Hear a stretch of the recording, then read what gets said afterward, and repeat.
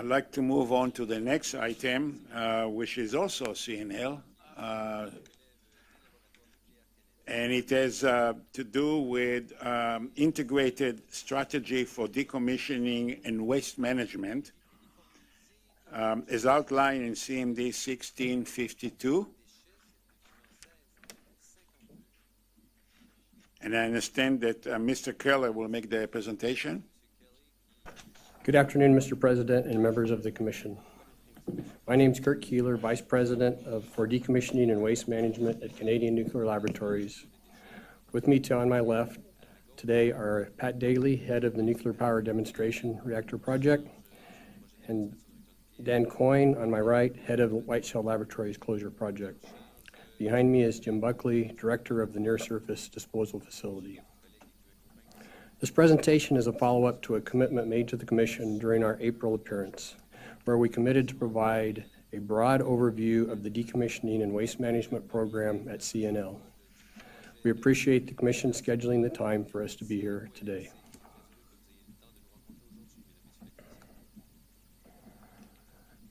As you may recall, we have a new mandate associated with the transition to a government-owned, contractor-operated, or GOCO model at CNL.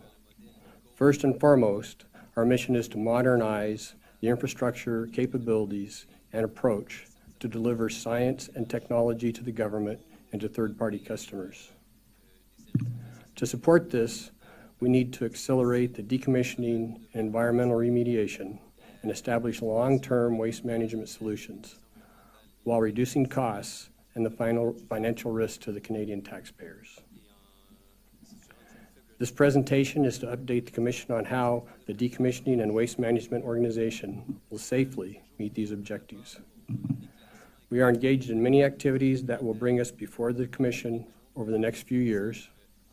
So today's meeting is to provide the big picture prior to any specific licensing hearings.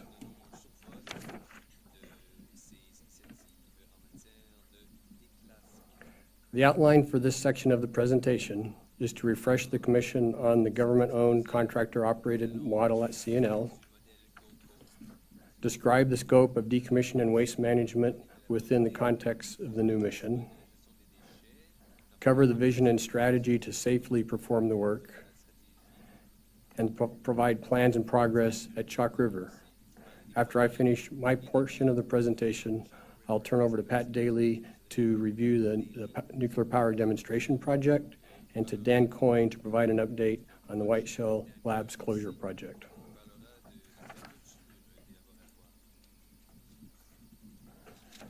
In the GOCO structure, CNL is the licensee. We operate the facilities and undertake activities under the authority of the licenses issued by the CNSC. CNL's shareholder is Canadian National Energy Alliance, who holds the contract with AECL. AECL oversees the contract and CNL's performance on behalf of the Government of Canada. AECL also retains ownership of the sites, facilities, assets, intellectual property, and the decommissioning liabilities. AECL takes policy direction from the federal government through Natural Resources Canada. I'd like to point out the slide states agreements, plural, between AECL and CNL. While there is a site operating contract for CNL in general, there are also two separate target cost contracts for White Shell and for the nuclear power demonstration projects.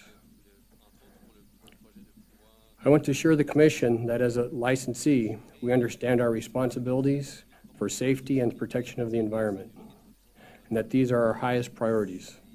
I can also assure the Commission that our contracts with AECL are aligned with these priorities.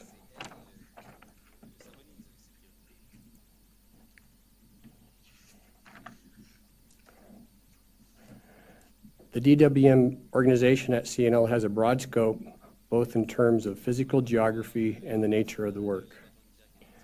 We are actively commissioning Chalk River site facilities that are no longer needed for operation.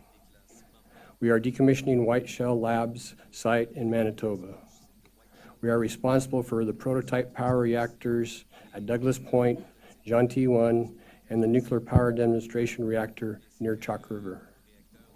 The nuclear power demonstration reactor is the first of the prototype reactors to undergo complete decommissioning. We're responsible for environmental remediation at the CNL sites and for managing CNL's radioactive and hazardous wastes, including wastes arising from both past and current operations, as well as from some commercial sources. We are also responsible for the cleanup of historical low-level radiological waste sites at Port Hope and Port Granby. Our low-level radioactive waste management office is responsible for monitoring historical waste facilities in numerous locations along the Northern Transportation Route and the Greater Toronto Area. As an example, our staff also traveled to Fort McMurray after the devastating fire there to check on the Beacon Hill long-term waste management facility. As with CNSC's determination, our organization confirmed there are no safety concerns with this site as a result of the fire. The nuclear liabilities being addressed by the GOCO contract have not changed from previously, but the schedule has been accelerated with the implementation of the new model.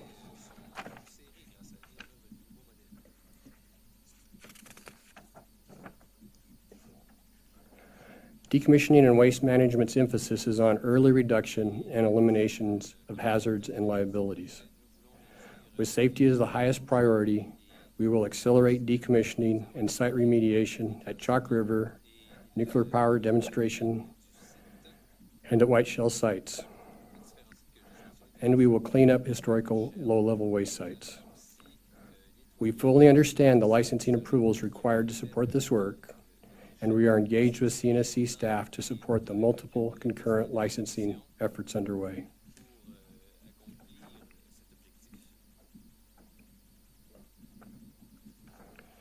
The vision of a revitalized Chalk River Laboratory has been coined Vision 2026, which is now being incorporated into our 5- and 10-year plans.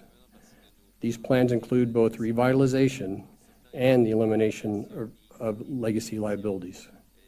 The key DWM activities, and the ones we'll talk about more in detail today, are shown on the slide.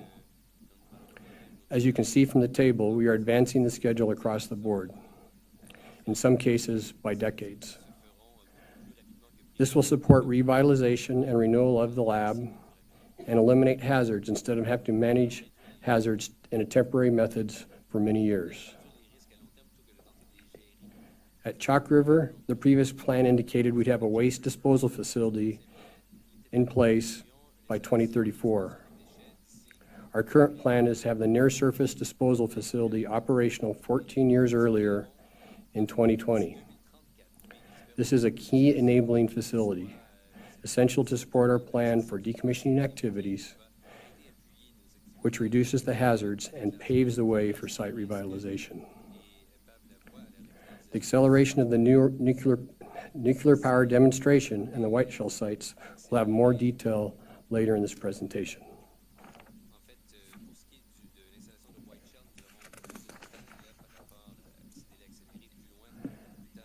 This slide and the next illustrate how we will revitalize the Chalk River site. This is a map of the current built-up area of the Chalk River site, showing the buildings in the active area on the left is surrounded by the dark line, which is the protective fence, and the administration area on the right. Over the 10 years of the contract, our plan is to decommission and remove 122 structures at the Chalk River site, as illustrated by all the buildings which are in orange. At the same time, we will continue to operate many facilities, and we will build new ones to support the overall CNL mission.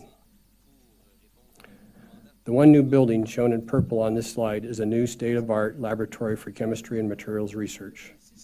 Construction has just recently been completed.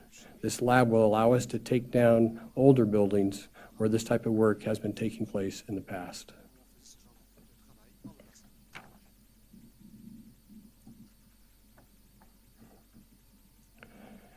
The next slide shows a vision of what a revitalized Chalk River might look like. While our plans are not firm, we envision multiple new laboratories to deliver on science and technology, and new upgraded infrastructure. By 2026, the orange buildings from the previous slide will be gone with one exception. The one exception is the NRU reactor, which will remain in storage with surveillance until a later date for decommissioning.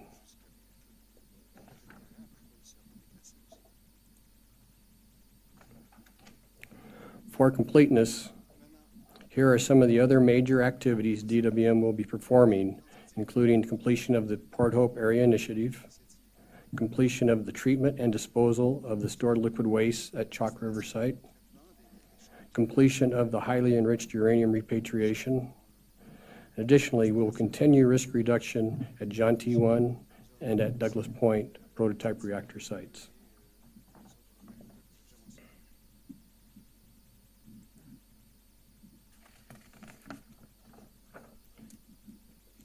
To safely achieve the 2026 vision, decommissioning and waste management has a three-pronged strategy.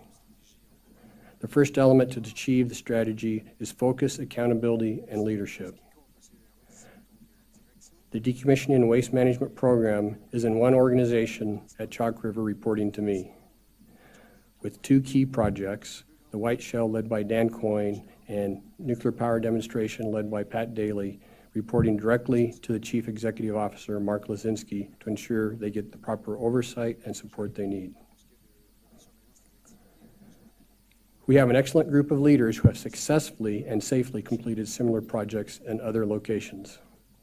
And we are working with CNL staff on local knowledge and expertise. We have a clear 10-year plan with contractual incentives and penalties that align with safety first philosophy.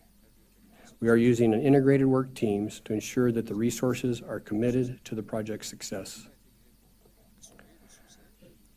The final point I want to emphasize under this part of the strategy is the people. Implementing DWM strategy requires a significant increase in the resources at the site. We are working to retrain, redeploy CNL staff to engage them in the DWM mission. The second key element of the strategy is our technical approach. We recognize that accelerating the pace of decommissioning requires that we put in place an integrated strategy for all waste streams. This will start with the new near-surface disposal facility as a permanent solution for low-level and a small amount of short-lived intermediate-level waste, which meets the safety basis. We want to avoid temporary storage solutions and multiple handling of waste if possible. We believe that the optimal approach to decommissioning of the newer nuclear power demonstration reactor and the White Shell WR1 reactor is in situ decommissioning, which will be presented by Pat and Dan. Finally, everything we do is informed by international best practices. In the third element, we want to emphasize how importantly we treat the process. We are confident that our vision represents a safe, technically sound approach to achieve the mandate. However, we understand that none of what we are describing today is predetermined. We understand the engagement and the approvals required. We understand and respect both the environment assessment and the licensing process. We aim to be transparent. We also recognize that we are asking the community and the regulator to absorb and evaluate a lot of information over a relatively short period of time. We are taking great efforts to make information available and answer any and all questions.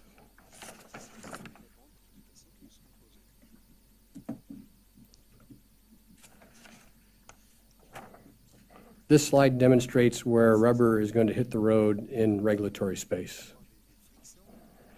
It shows our planning basis for regulatory submittals and commission appearances over the next 28 months.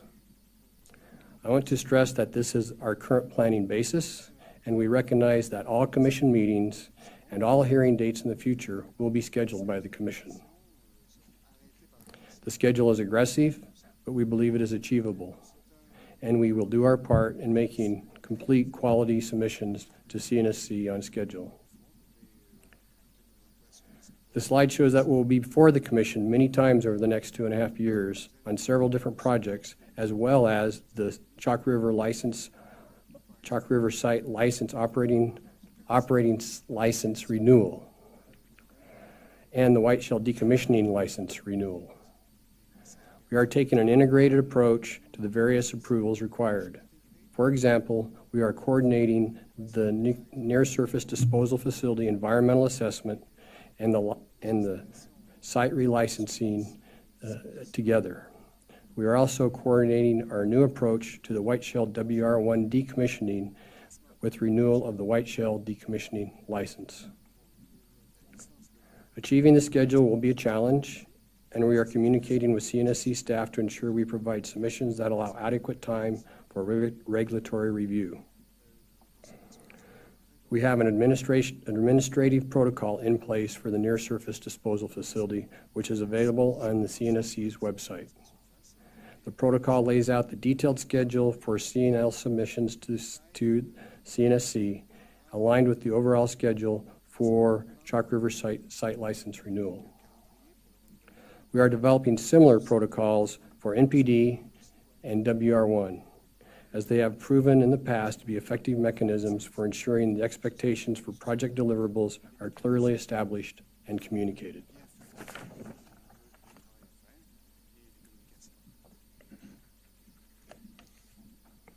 As part of our engagement strategy, this slide shows a partial view of CNL's external homepage. The homepage is updated regularly, so it may not look exactly like this today. I will use it to illustrate one of several mediums we use as part of our public information program. Prominently displayed on the homepage, we have links to the major projects we are discussing today: White Shell decommissioning, nuclear power demonstration closure, and the near-surface disposal facility. We offer ways through the website for the community to ask questions and to get information on these projects and other CNL activities. We are also active in all well-known social media sites, including Twitter, LinkedIn, Flickr, and Facebook. And we are continually looking for ways to engage and address questions on any aspect of our operation. When we talk about specific projects later in this presentation, we will provide more specific information on the engagement and the feedback we have received.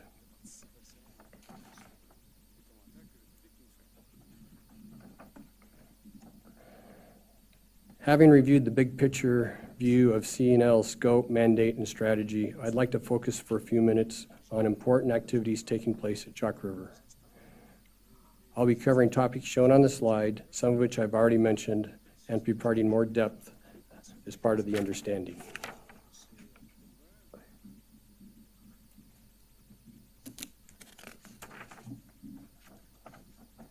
We are developing an integrated waste strategy focusing on disposal to support legacy waste, current and future site operations, site revitalization, and decommissioning. Waste currently stored at Chalk River originates from over 70 years ago. To develop an integrated strategy, we are updating the list of waste types, forms, and quantities, and strengthening our characterization capabilities. This will allow us to maximize the quantity of clean waste we can treat as normal industrial waste. For waste that cannot be declared as clean, we want to maximize the amount which can go into the near-surface disposal facility. The waste acceptance criteria for the near-surface disposal facility will be determined from the design's performance assessment and the safety case as approved in the license. Other streams will be stored until permanent disposal strategies can be determined. Managing all this waste involves a lot of movement, and we are improving our processes to make it more efficient and avoid unnecessarily handling and storage of waste. Finally, we're improving our waste data tracking system, which is essential to ensuring we make control of all the waste. Development of this integrated strategy is a work in progress, but we felt it was important to let the Commission know we are taking a holistic view of the issue as we manage the volumes of waste in an efficient and safe manner.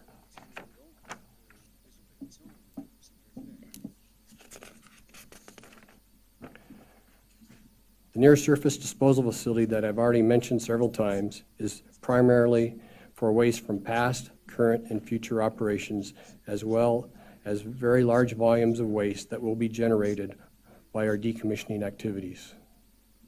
All the waste admitted to NSDF will meet the predetermined waste acceptance criteria. Our goal is to have NSDF operational in 2020. We expect it to receive waste for 50 years. It will be built in phases with a maximum capacity of about 1 million cubic meters. It is essentially a grade-level facility as illustrated in the drawing. NSDF will have a large surface area and shallow depth, and when covered, it will form a low-height mound that will blend with the surrounding environment. NSDF will be an engineered facility that will have custom-designed barriers on all sides based on proven technology. It will have a leachate collection and treatment facility with extensive groundwater environmental monitoring. This facility will be very similar to the Port Hope Initiative long-term waste management facilities.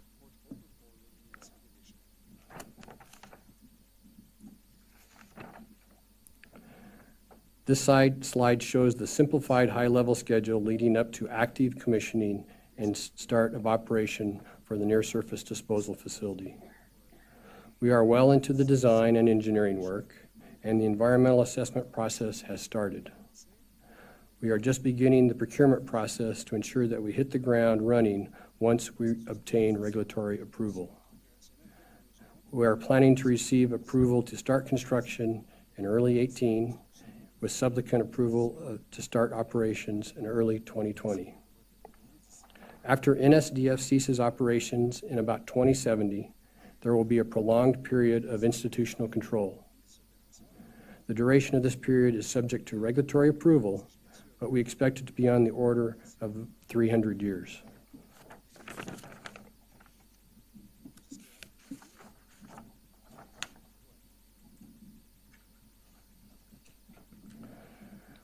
We are well into the engagement process for the near-surface disposal facility. And in many of our engagement activities, we include nuclear power demonstration closure project at the same time, given the close proximity of the two projects. We have reached out to municipal leaders, community members, indigenous communities, and interest groups through meetings, multiple open houses, and several on-site orientations. We have sent over 60,000 flyers, 55,000 flyers out in mailings across the province. We have responded to individual requests for information from both individuals and organizations, and we are proactively informing those we know are interested and the community at large when we have new information. There is definitely an interest in our projects, and we welcome the engagement. Further engagement activities are scheduled for this fall, actually starting next month, and throughout both the NSDF and NPD closure project schedules.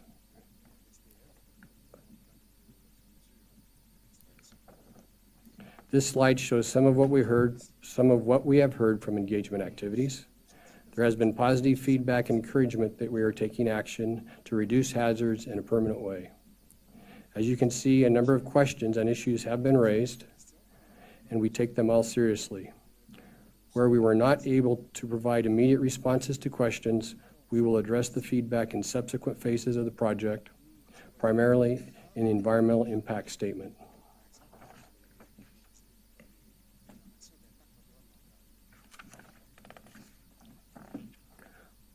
One of the main waste streams for the near-surface disposal facility is the waste from decommissioning 122 buildings at Chalk River, which is one of the most critical steps for site revitalization.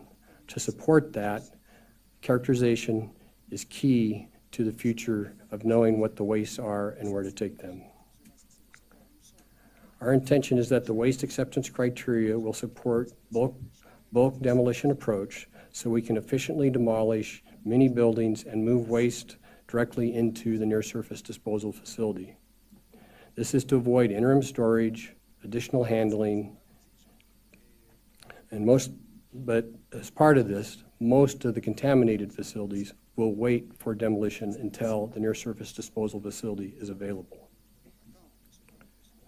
And finally, we will look for simple solutions that are safe and cost-effective. We'll apply a risk-informed graded approach, fully keeping with CNSC requirements. This will allow us to apply techniques that are appropriate for the type of hazard, resulting in cost-effective and safe decommissioning. Our decommissioning work at CRL has already commenced. I am pleased to report that since we arrived a year ago, we have safely decommissioned and removed 19 buildings with no lost time accidents.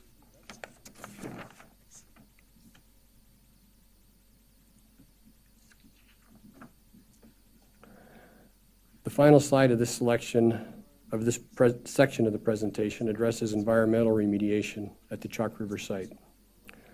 Our plans are under development, but we are working on accelerated remediation and cleanup of the overall site. First, we need to establish clarity on the cleanup criteria and the intended future use. This will inform the risk-informed cleanup levels required for the future. We will enhance the environmental data management system so that we can better understand and analyze the environmental status and impact of our activities. This will support improved characterization and will allow us to identify gaps needed to support remediation decisions. Importantly, we are commencing evaluations to remove sources of groundwater contamination. The Commission will recall that underground plumes at Chalk River are a source of discussion at every license renewal and sometimes in between. If it is feasible and makes sense to eliminate the source in an accelerated fashion, we will do so. In terms of the timing of major remediation at the Chalk River site, it cannot start in a big way until waste disposal is available. And you're probably aware by now how important the near-surface disposal facility is for all these activities to come together. The final point here is that we intend to use the low-level contaminated soils at the Chalk River site for much of the fill at the near-surface disposal facility. This fulfills two important purposes. First, it provides the bulk internal structure for building debris in the landfill. And second, it means we only have to clean it and move material once. This concludes this part of the presentation. I'll now ask Pat Daly to go through the NPD closure project presentation. Thank you, Kurt. Good afternoon. My name is Patrick Daly. I have responsibility for the NPD, or Nuclear Power Demonstration Closure Project. During this presentation, I'll go through our strategy, our plans, and our approach for that closure. NPD was the first CANDU reactor, and it was the first prototype reactor to demonstrate nuclear electrical power generation in Canada. The current photo that you see on the slide there, that is the current configuration of the plant at this time. When it operated from 1962 to 1987. When it shut down, there were numerous other buildings on site, including training facilities, administration facilities. Those have all been removed shortly after they shut down in 87. In addition, much of the above grade equipment was removed from inside the building. For example, on the commonly referred to as the secondary side of the plant, the condenser, the turbine generator, the control room, all those things are gone. So what is left is what is below grade. MPD is currently under storage with surveillance, and it has a decommissioning license.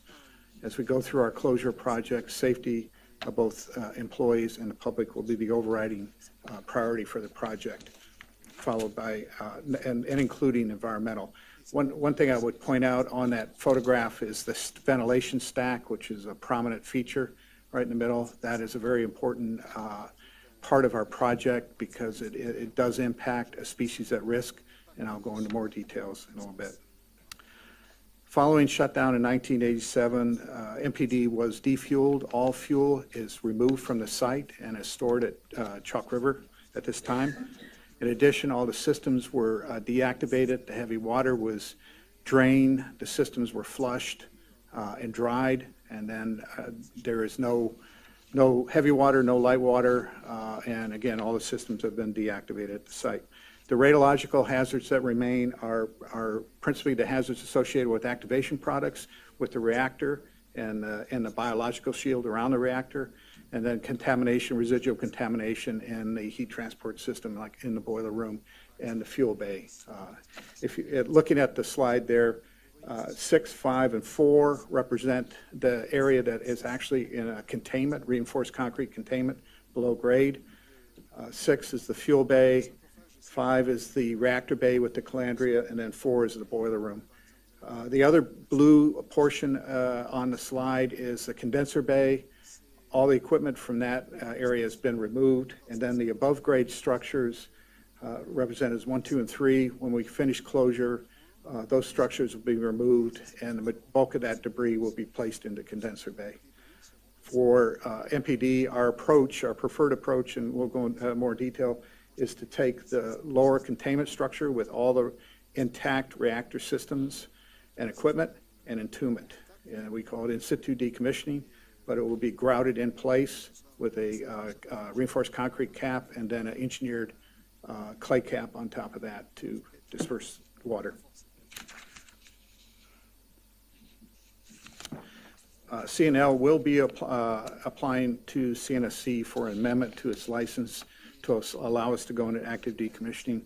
And we're in the process right now of developing our environmental impact statement, our safety basis, our detailed decommissioning plan, and the other documents that are going to be required by the CNSC. Safety is our number one priority. We firmly believe that if our employees don't get hurt, the public is not in danger of being hurt. So we focus on our employees, we focus on the public, and then finally, the environmental impact. Just a little bit of background on MPD. There's approximately 1,000 acres. MPD is located about 30 kilometers northwest of Chalk on the Ottawa River. There's approximately 1,000 acres at the site. Of those 1,000 acres, there was 25 acres impacted by construction, and currently there's about 6 acres that are under license. So it's a very small footprint that's been impacted, and within that area that's going to be impacted by our closure process, the ventilation stack is an area where there is a species at risk. Our original plans were to design and build an alternate habitat and then remove the stack after engaging with stakeholders, regulators, including Environment Canada. We've decided the best approach is to leave the stack. So we have analyzed the stack, and when we're done, the stack will remain to support a roost for the chimney swifts in the future going forward. Again, our tentative schedule right now, overall duration, we're looking to have final closure by May of 2020 is our target. The proposed end state is to, as I mentioned on that previous slide, is to have all the reactor systems within that reinforced concrete containment grouted in place to encapsulate the systems and demolish the above grade structures. Right now, then we would install a reinforced concrete cap and an engineered clay cap on top of that to disperse any surface water away from the entombment. And we believe this will offer the most robust long-term final state for MPD. So it will become a near-surface disposal facility in itself when we're finished. This will be an equivalent of one. We have no intention of bringing anything into MPD. It's only what exists there now below grade that will be entombed. Nothing else will be brought in. As I mentioned about the footprint, the actual footprint of just the entombment area is about 150 meters by 50 meters. That's the square footage if you're looking down on top of it. When we're finished, we've amended the license. Approximately 950 acres will be available for other uses and be returned to ACL for consideration for future use for whatever use they deemed appropriate. And as I mentioned, the ventilation stack will remain for the chimney swifts. As we go through our process with the environmental assessment, we have looked at alternatives. What I've described to you is our preferred alternative. The other alternatives is a partial removal of source term or removal of everything below grade. And in doing that, it would mean packaging, transport to chalk for interim storage, and then eventually at some point when permanent disposal was available, it would be disposed of at chalk. Those are the alternatives.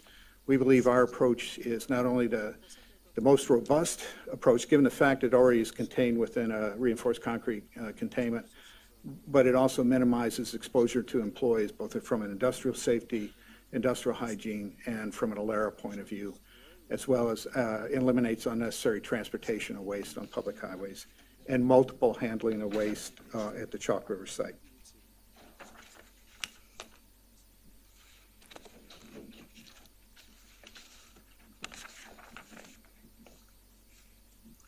There have been a number of reactors that have been gone through in situ decommissioning or entombment within North America. There were 3 reactors that were entombed back approximately 45 to 50 years ago. These were small test and research reactors. The institutional controls placed on them involved periodic monitoring of groundwater. And to date, nothing has been detected of migrating out of any of these facilities at that time. The most recent experience has been at Savannah River.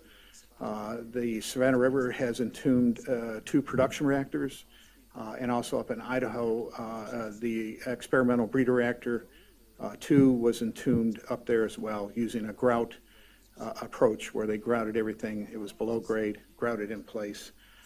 We have engaged with subject matter experts from Savannah River National Lab, who have done a lot of technical work on grout formulas, grout placement. They are going to support us, as well as they're going to support Dan over at WR1 in helping us develop those formulas, as well as help us in our pathway analysis and final closure analysis. Just the next slide is just a high-level schedule. We're in our preparatory phase. We do have contractors in place for helping pulling together our environmental impact statement, our licensing plan. We pulled together this year our historical site assessment. We also have our characterization plan. We're doing some work inside the facility to ensure that we can place individuals back into the facility safely, because the facility nobody's worked in the facility for 30 years. We put them back into the facility safely so they can do the final characterization sampling inside the building that, again, will support our license submittals. The final, our intent is to have all the submittals into the staff, CNSC staff, by the fall of 2017. That would include our environmental impact statement, our updated safety analysis, and our detailed decommissioning plan. And then we hope to, by the end of 2018, be able to move forward to go into execution phase, which then would be the grouting, demolition, and final capping of the site. And we estimate that would take about 12 to 14 months to do that, to reach final closure. And then it would go into a period of institutional controls. With that, I was going to turn it over now to Dan Coyne to talk about the white shell. Thank you.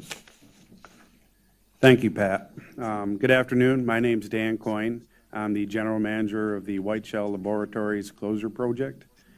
In these next few slides, I'm going to describe our strategy and plans for decommissioning both the white shell reactor and progress and plans on decommissioning the white shell site. The picture on this slide shows the main campus of the White Shell Laboratory site as it was prior to September of last year, with WR1 reactor building noted in the middle. WR1 was a research reactor that operated from 1965 to 1985. The reactor is presently in a storage with surveillance under the White Shell Site Decommissioning License that's valid to 2018. We propose to decommission the WR1 reactor in an accelerated schedule. WR1 was a research reactor that used organic coolant. After its final shutdown, the WR1 reactor was defueled and all the fuel has been transferred on-site into safe storage at the waste management area at Whiteshell. The heavy water and heat transport systems were drained. The remaining hazards are mostly components that have been activated, and there is some residual contamination inside of the heat transport and auxiliary systems. I want to reemphasize that we're going to conduct all decommissioning work at Whiteshell with safety as the overarching priority. Our motto is, if it can't be done safely, it won't be done. This slide shows the early progress on Building 300, Phases 4 and 7. Building 300 is a former analytical lab facility at Whiteshell. The demolition is now complete. It was the first demolition of a former nuclear mission building at Whiteshell. The slide illustrates a good example of the demolition approach we are following at Whiteshell, which is quite simple and involves heavy machinery to quickly, efficiently, and safely demolish buildings like the one shown in the photograph. The more laborious part of decommissioning involves the removal of facility systems, components, decontamination, and final survey prior to demolition, which all happened prior to our assuming the contract and after we got the contract last September. In April of this year, the Commission received a comprehensive update on the status of the decommissioning of the Whiteshell site. Therefore, I will focus on progress since then and our plans for the remainder of 2016-2017. This slide provides a visual representation of the 11 buildings scheduled for demolition during 2016-2017. Those indicated in yellow, including Building 300, have already been demolished.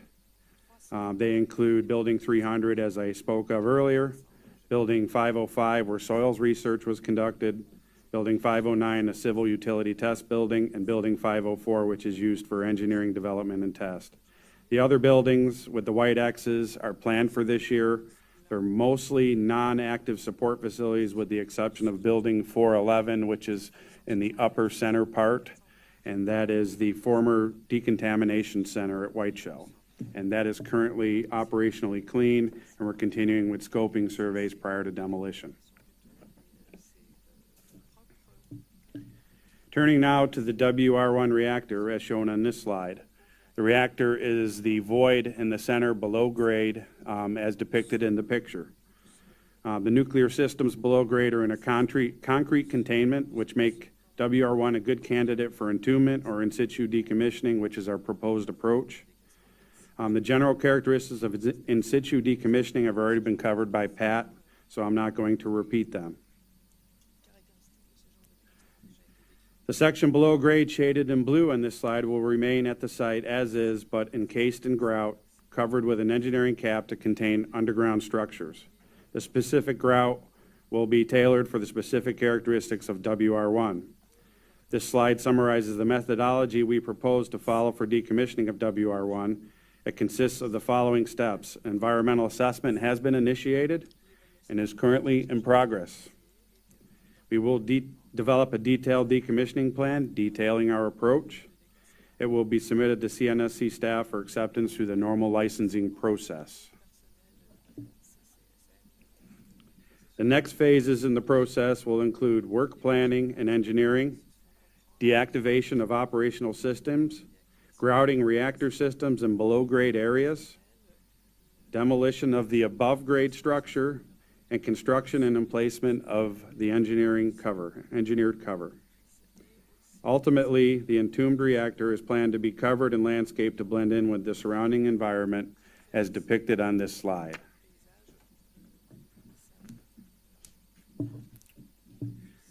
Once the site has been closed and all decommissioning is complete, there will be several areas at Whiteshell that will potentially be under institutional controls and monitoring following site closure. This slide shows potentially impacted areas at the Whiteshell site, including but not limited to the landfill, the waste management area, the lagoon, and the main campus, which contains WR1.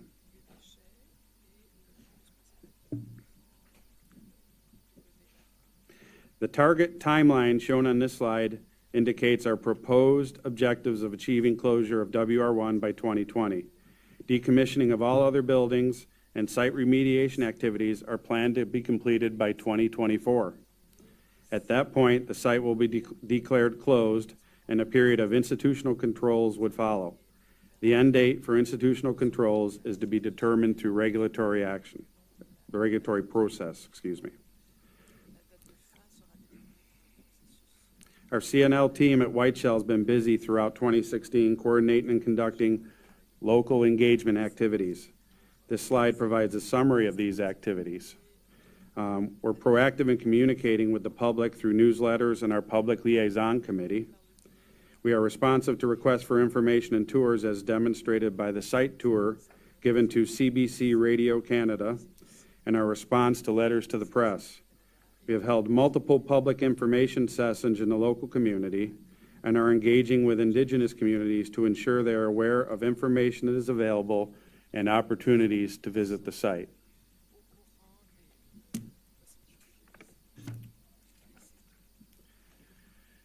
This slide summarizes what we've heard from our engagement activities to date. The feedback is similar to what was received at MPD and NSDF projects, with some additional specific feedback that's unique to WR1 and the Whiteshell site. We will address all of these comments during the environmental assessment process and during further open houses. We will continue our engagement campaigns throughout the course of the project.